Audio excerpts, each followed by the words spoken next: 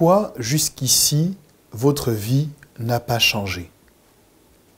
Si vous m'écoutez et que vous êtes enfant de Dieu, si vous êtes converti depuis un certain temps, que vous avez eu le loisir d'entendre un certain nombre de prédications et si vous avez été fidèle dans la maison de Dieu, vous devriez être aujourd'hui tellement épanoui.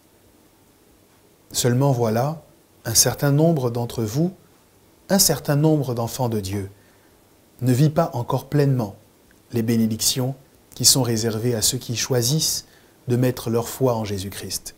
Pour quelles raisons? Il y a 3 pièges dont j'ai souhaité vous parler tout au long de cette série qui peuvent expliquer cela et qui doivent être absolument évités, des bombes qui doivent être désamorcées. Je vous ai parlé dans un premier temps de l'incrédulité, en vous montrant qu'on peut croire en Jésus pour obtenir de lui la vie éternelle, mais douter de lui quand il s'agit de recevoir la guérison ou de le laisser faire de nous des hommes et des femmes prospères. L'incrédulité est un piège à éviter. Deuxièmement, je vous ai montré que la tradition est un danger ô combien destructeur aujourd'hui pour la destinée de beaucoup de croyants. Parce qu'ils priorisent leurs convictions, leurs traditions, leur culture, ils annulent la parole de Dieu à leur égard. Maintenant, je veux vous parler de la familiarité, du piège, du danger de la familiarité. Pourquoi votre vie n'avance pas? Qu'est-ce qui fait que vous pouvez être dans l'Église pendant de nombreuses années sans voir votre vie évoluer? Les membres de la communauté de Nazareth qui ont manifesté de l'incrédulité à l'égard de Jésus lorsqu'il est venu vers eux, avaient tous à la bouche le même discours.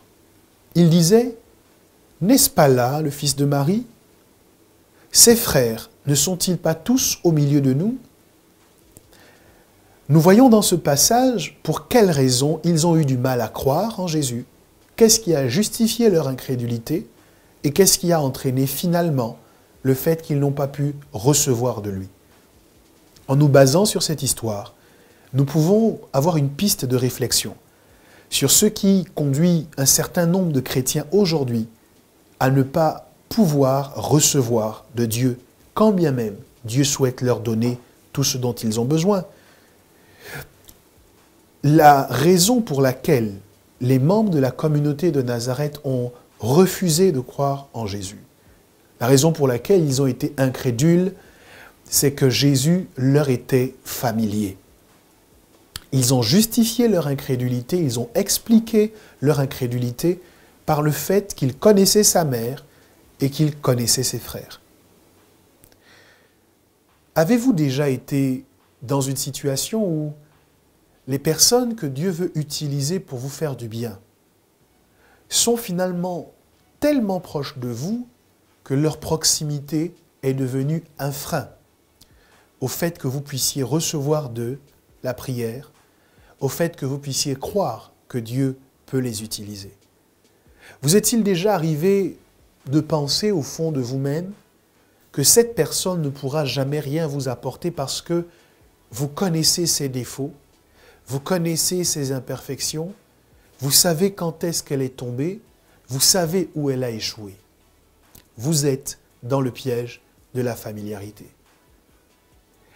Il est certain que pour recevoir de Dieu, nous serons obligés de composer avec des hommes, parce que Dieu ne descend plus en esprit depuis bien longtemps pour nous apporter ce que nous lui avons demandé. Au contraire, il fait désormais transiter ce que nous souhaitons recevoir de lui par des hommes qu'il a choisis, qu'il a positionnés et qu'il nous permet de rencontrer. L'attitude, le comportement que nous avons envers ces personnes que Dieu a choisies détermine grandement ce que nous serons en capacité de recevoir ou pas. Il est impossible pour un instituteur de communiquer correctement des informations à des enfants dont il a la responsabilité si ceux-ci ne reconnaissent pas qu'il a quelque chose à leur apporter. De la même manière, vous avez dans votre environnement un frère, une sœur, que Dieu a béni et qui doit être utilisé pour vous faire du bien, mais vous ne pourrez pas recevoir de lui, vous ne pourrez recevoir aucune chose d'elle, tant que vous n'arrivez pas à le voir, à la voir, exactement comme Dieu les voit. Les frères de David se sont irrités contre leur frère, alors que celui-ci avait été un roi. Mais la royauté d'un frère n'est-elle pas une bénédiction pour toute la famille? Eliab, le grand frère de David, ne voyait pas en son jeune frère, ne voyait pas un roi, il voyait son frère. Il l'a d'ailleurs vertement réprimandé lorsque David s'est mis en devoir d'affronter Goliath, en lui disant « Je sais quel est ton cœur ». Eliab ne voyait pas un roi en face de lui. Il ne voyait pas un oint de Dieu. Il voyait un frère. Il est tombé dans le péché de la familiarité. Absolument, l'Église est une famille. Nous nous aimons tous les uns les autres. En tout cas, nous devrions, même si ce n'est pas toujours facile. Le projet de Dieu, c'est que nous sachions nous supporter les uns les autres, nous faire du bien les uns aux autres. En fait, pour Dieu et pour nous, l'Église est une famille. Mais il y a une différence entre la famille et la familiarité. La familiarité vous emmène à vulgariser le don qui se trouve dans votre frère. Mais laissez-moi vous dire ceci. Vous n'avez pas besoin de l'aide de votre frère. En fait, ce n'est pas la fraternité de votre frère qu'il vous faut lorsque vous êtes dans des problèmes. C'est les capacités différentes que Dieu a mises en lui. Reconnaissez le don comme frère, mais reconnaissez-le aussi comme quelqu'un qui possède un certain nombre de capacités, de qualités dont vous pourriez avoir besoin. Cela est également vrai pour les pasteurs, pour les autorités que nous avons dans le corps de Christ. C'est d'ailleurs pour cette raison que beaucoup de gens sont bénis par des pasteurs lointains. Lorsque j'entends ce pasteur parler, oh, je suis touché dans mon cœur et j'ai l'impression qu'il connaît ma vie. Je me sens proche de lui. Et pourtant, il est à des kilomètres. Mais en ce qui concerne ce pasteur qui est dans mon église, je ne sais pas, il y a quelque chose qui me dérange. Il n'y a rien qui soit vraiment dérangeant, si ce n'est le fait que vous êtes familiarisé à ce pasteur que Dieu a mis à votre disposition. C'est lui qui vous connaît, qui connaît vos dossiers et qui est censé vous conseiller au mieux, mais c'est un autre dont vous êtes le fidèle à distance. Et dans ces conditions, malheureusement, vous ne pouvez pas recevoir tout ce que Dieu a en projet pour vous. J'ai noté que lorsque les Israélites se déplaçaient dans le désert et que l'arche de l'Alliance les précédait, Dieu avait donné pour instruction qu'il y ait une certaine distance à maintenir systématiquement entre l'arche de l'Alliance et le peuple. Et j'ai compris que chaque fois que Dieu nous donne une arche, chaque fois qu'il nous met en présence d'une arche, d'un homme, d'une femme qui transporte une grâce dont nous avons besoin, Dieu souhaite que nous respections une certaine distance, ce que j'appelle une distance de sécurité. Lorsque vous êtes sur l'autoroute, vous ne pouvez pas être trop proche des automobilistes qui sont devant vous, au risque, en cas de pépin, de leur entrer dedans. Cette distance de sécurité que nous respectons dans le code de la route, nous devrions aussi la respecter dans l'Église. Nous aimer, nous apprécier les uns les autres, nous respecter les uns les autres, nous considérer comme les frères et les sœurs que nous sommes, mais ne jamais perdre de vue qu'une arche, on ne peut pas en être trop proche, au risque de commencer à se rendre compte qu'en fait, il ne s'agit pas vraiment d'une arche en or, mais c'est simplement du bois d'acacia qu'on a recouvert d'or. En fait, ce ne sont pas vraiment des anges ou des chérubins qui gardent cette arche. C'est des sculptures, des représentations de chérubins qu'on a positionnées dessus. En fait, cette arche a telle imperfection, tel autre défaut. C'est ce qui vous arrive lorsque vous êtes de plus en plus proche de quelqu'un que Dieu veut utiliser pour vous bénir. Plutôt que de voir ses forces, vous commencez à voir ses défauts. Au lieu de grandir ses qualités, vous voyez de plus en plus ses faiblesses. Et pourtant, ce n'est pas une fatalité.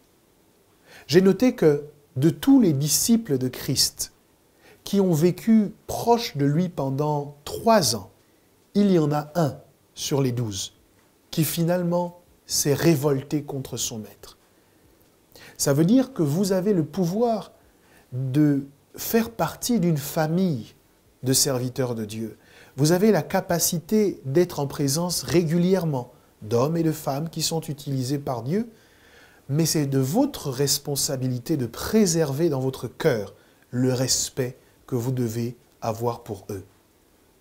Quelle que soit la proximité que vous avez vis-à-vis de quelqu'un qui sert Dieu, veillez, je vous en prie, à ce qu'elle ne se transforme jamais en familiarité. À ce moment, ça ne serait pas la personne qui est l'objet de votre mépris qui serait vraiment affectée, mais c'est plutôt vous. Parce que finalement, lorsqu'elle priera pour vous, qu'est-ce que vous serez en mesure de recevoir de quelqu'un que vous ne respectez plus?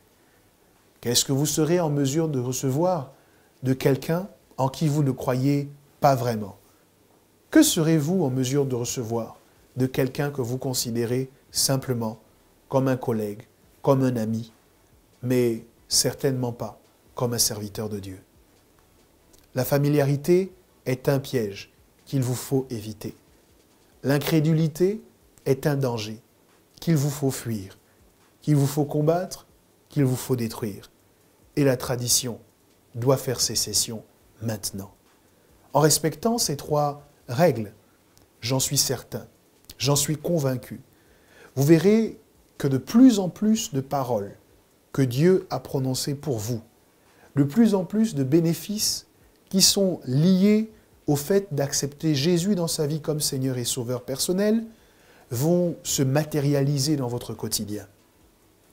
Un certain nombre de difficultés récurrentes, permanentes, que vous expérimentiez, vont commencer d'elles-mêmes à disparaître, parce que vous aurez choisi de croire, parce que vous aurez adopté la tradition qui vient du trône de la grâce, en refusant celle qui vient des hommes, et enfin, parce que vous aurez veillé sur votre cœur pour ne jamais sombrer dans le piège de la familiarité.